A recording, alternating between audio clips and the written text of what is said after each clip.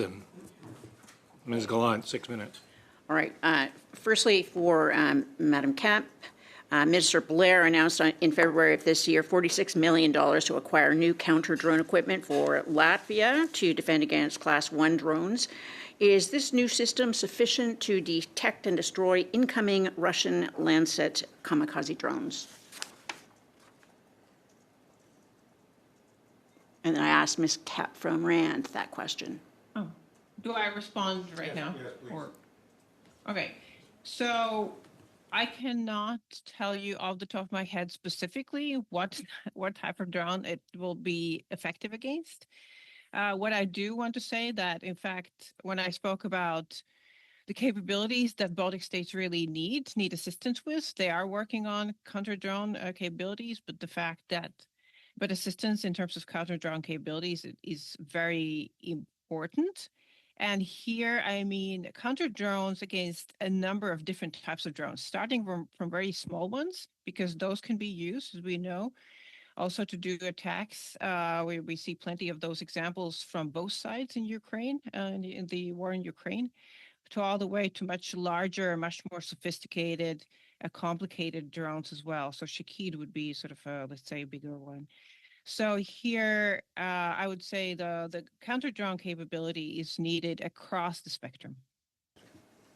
What kind of drone was recovered in Latvia? Was that a kamikaze or surveillance?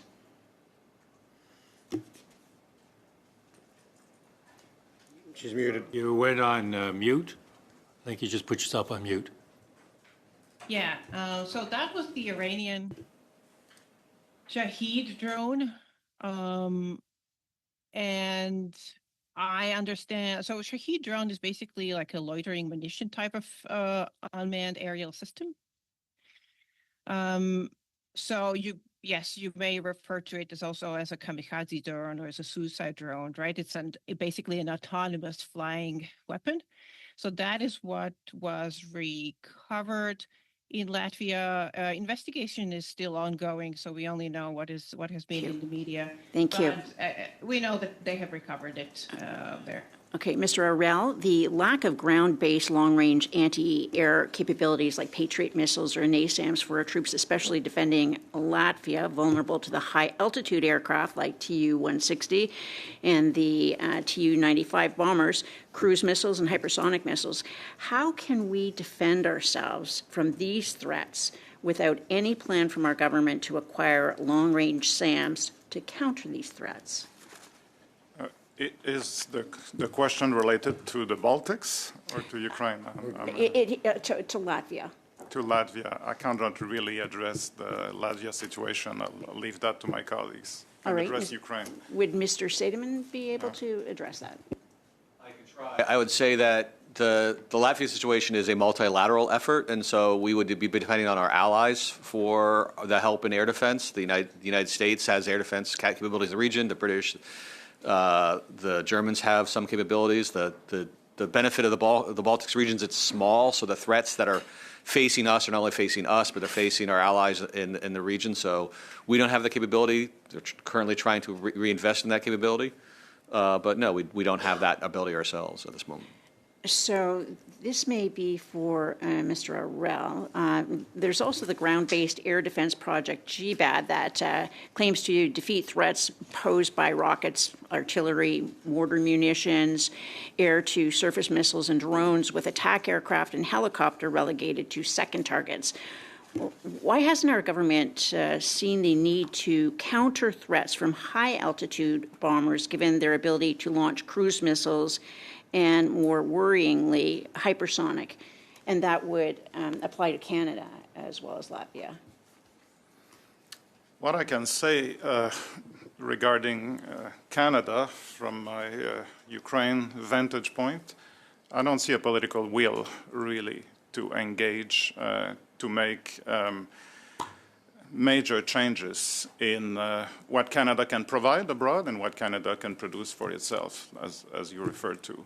So Canada promised 20 or 21 months ago a system in the family of Patriot systems, and it still has not been delivered. There's been decisions or non-decisions regarding budget reallocations for the military. We are familiar with the problem. Canada's a laggard in the infamous 2% threshold, and that's been 2.5 years going. So from a Ukraine perspective, Canada is not alone. There's a lot of promises are made, but then the delivery is very slow. And the reality right now is Ukraine cannot defend itself against these systematic attacks. That's the escalation.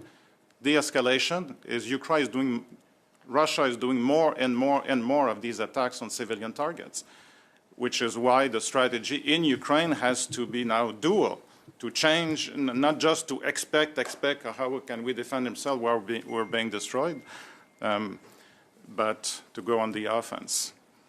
Thank you. Thank you, Ms. Gallant. Just let him go. With Mr. Stewart, I think we're around 3 minutes left for you. Thank you. I wanted to talk about the general state of repair of our equipment in Latvia. It seems in Canada a lot of things are broken, and is the equipment we have in Latvia, can you comment on the general state of repair of that equipment there? I can't speak to the very specifics of it.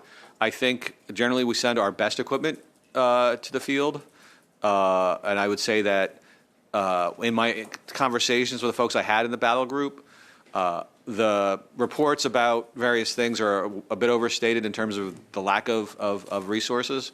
I think the bigger challenge in Latvia, our forces in Latvia, is they simply don't have as much ammunition to practice the art of war, and that's what they're really lacking. Not really that their equipment is inferior. And in that case, if we don't have inferior equipment, we're also able to repair it on our own and not rely on allies for that supply chain.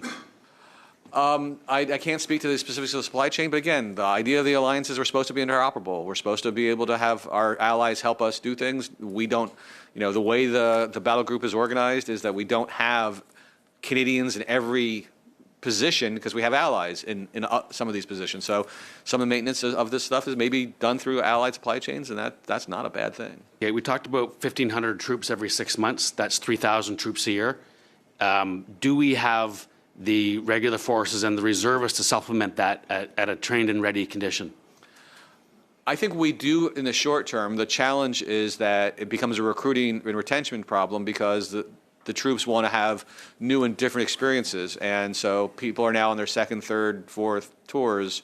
And so in the long run, this has become stressful. We have enough bodies for this at the moment, but the challenge is how do we make the mission easier, more attractive, more engaging, so that way that becomes a recruitment tool as opposed to an impediment for recruitment. Right, and does that leave us vulnerable at home if all of our assets are directed towards one expeditionary mission?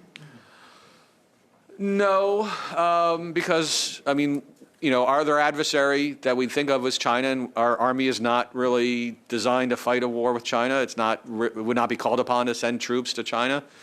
Our Air Force and our Navy are more positioned towards the Pacific, so I think the division of labor kind of makes sense. Our Army is dedicated to the land war, to potential land war in Europe, and our Navy and Air Force are mostly pointed elsewhere.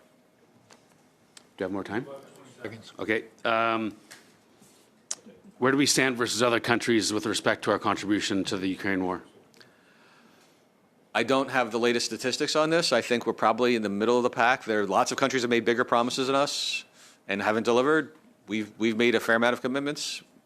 Is it proportional to our economy compared to the other folks? Probably we could be doing a bit more, but again, we're still recovering from the Afghanistan war in terms of preparing ourselves for a more peer-to-peer kind of war, and so. Oh, I understand that, but the challenge is procurement takes time, and everybody is in the same line for Stingers, for anti-tank missiles, and all the rest. We can't jump to the line of every weapons procurement that is coming out of other countries, and we don't have the capability for making Stingers, for instance. Thank you. Is it Mr. Allison? Thank you. How about 5 minutes? Well, it has a split between you and Bazan. Okay, so that sounds good. No, just Allison, 5 minutes? All right. Okay. All right. Thank you, Mr. Chair, and to our witnesses, thank you for being here. I'm going to continue along that train of thought first, but I want to get Ms. Kapp into the discussion. I asked our witnesses on Tuesday what their thought process was when it came to nuclear threats, and the master said she wasn't concerned. The generals also said that. I'd just like your take, Ms. Kepp, in terms of what you think in terms of, lots of disinformation coming from Russia. So is this just more saber rattling? And, is there some point we should be concerned? We have talked about weapons moving around, and we can come back to that in a second. But I'd just love to have your thoughts on it. I'll try to be very quick this time. So the nuclear threat conversation. So I'll be honest, I'm not a nuclear deterrence expert. So I look at it from the sort of broader defense analytical perspective. I do not see a very big nuclear risk at the moment. I think there is a lot of conversation. A nuclear threat is something that Russia likes to use every now and then when it wants to affect conversations, opinions, decisions as well. And we are again at that point.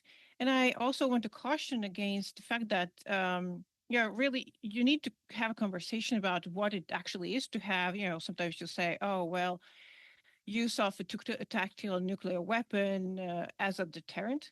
But you actually have to think about what it means to use a tactical nuclear weapon, where it would be used, how it would be detonated, and what kind of impact it would have, and where. And then you really have the realistic understanding of, is this going to work as a deterrent or escalation or not? So I think that is the sort of part of the conversation that we sometimes forget about, what it actually means in practice.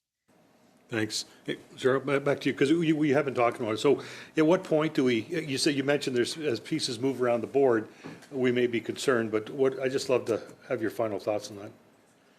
Again, it's the issue on proliferation or the use of so-called tactical nuclear weapons. On the use. On the use of tactical weapons? Yeah. Well, there's a military and alliance component here. The military component, it's not clear what, it's not clear what Russia would even gain militarily by using a tactical nuclear weapon in terms of the situation on the battlefield. But it would then, the political effect of basically breaking the taboo the first time since 1945 would be enormous. Now, enormous in terms of the reaction of NATO. There's, well, Radosław Sikorski has been very explicit about apparently what NATO would do. It's basically a complete, massive conventional attack on any Russian positions in legal Ukrainian territory. Okay. But also in terms of Russian alliances, there's not that many and relatively isolated. The one thing that China has said that is not inclined towards Russia since the beginning of the war is don't do it. And they've said that publicly, and it's on their peace plan that dates from February 2023. Don't use nuclear weapons. Well, of course, they use a different diplomatic language, but the message was very clear.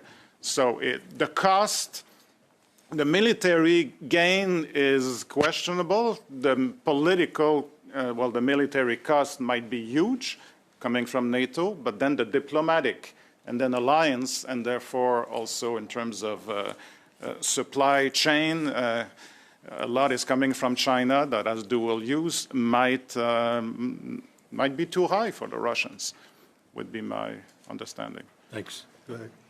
Minute. I'll just in that last minute, I'll take Mr. Ellison's last minute. Professor Ariel, you talked about Russian artillery is now outpace all of NATO combined. We also know that they're getting munitions from North Korea and drones and missiles from Iran. How far back is NATO allies, and how can Canada do more to help supplement that production of artillery shells and rockets? The gap is considerable. Like, you got a number? Can you quantify? With all due respect, I don't see any shift in Canadian policy on that front. Zero. There's been shifts in Europe, but it takes time to restart that kind of production. It was kind of the peace benefit of the end of the Cold War. NATO prepared for a war that never happened, except it happened 25 years later, a high-intensity conventional warfare without that kind of capability. Because we didn't think, the NATO coalition, never thought that a war that looks like World War II in terms of how it's conducted on the ground, minus the drones, would occur again. So here what we see in Europe is a variation in the political will to really engage medium and long term, because short term is really, really difficult to match the, we have to say, remarkable capabilities of Russian production here. We're going to have to leave the question and answer there. Final. Okay, Mr. Brzan, 3 minutes. Okay, thank you, Mr. Chair. Just quickly, so, Mr. Sabin, you talked about taking what we have and that, like tanks and armored vehicles and just give them to Ukraine. Back in 2022, March 22, after the hot war broke out and full-scale invasion, Conservatives called on the government to donate our surplus labs, and then we put an order paper question in. The government said that they had 62 that were repairable and could be overhauled in 220 days and sent. Never happened. Now they announced that they're just sending over, I think it's 60-some labs that are just being sent for spare parts. Wouldn't it have been better to send them 2 years ago when they were still operational than leaving them till they were completely unusable as a fighting machine other than spare parts for equipment they already got there? Would have saved lives, wouldn't it? I can't speak to the specifics of those 62 labs. Obviously, more in the hands of the Ukrainians sooner is better. So you weren't advocating, though, you said to take our old tanks that we got, because I think we're down to 56 that are actually still left here that can be trained on. A lot of them aren't fit for purpose anymore. You're saying donate them, let them use them, but you're not advocating that Canada doesn't get rid of its tanks, are you? Because one thing we've learned in Ukraine, it's a tank war. I think some of our allies have made the decision that it'd be better to be having them used to fight the Russians now than to fight the Russians later. And so the idea of giving them to the Ukrainians to stop the Russian war, to win the war with Russia now, is better than waiting 5 or 10 years for us to use them in Latvia. So that is a difficult political calculation, but it's something we should take seriously. I don't think it's going to happen because it is a risky decision, and it would make it difficult for us to train our tankers. But again, our military on a regular basis has revisited the tank decision about whether to have tanks or not. And if our allies have tanks, is it that important for us to have it? It depends on how comfortable we are with relying on our allies. Allies can be more or less reliable. I've written a book about that. And so as long as we're fighting alongside the Americans, things are pretty good. If we're fighting alongside the Italians, and that's the case. Yeah, that's the case. That historically, Canada's always had the ability to pull out a full complement of armory along with our army. Same as the howitzers, the 777s. Like, shouldn't we be replacing those and send the rest that we got to Ukraine and investing in new howitzers for Canada? The challenge is everybody's learned how valuable these things are, and I'm sure you know that it takes a while to procure things, and so how long would the gap be between us shipping everything off? So I could see why the Army doesn't want to ship off everything and then wait 10 years for the new tanks and the new howitzers. And the problem is the production lines. Everybody wants the same stuff, so it's not like we can actually, even if we made fast decisions, the stuff is not on a shelf somewhere in surplus. Okay. Thank you, Mr. Brzan.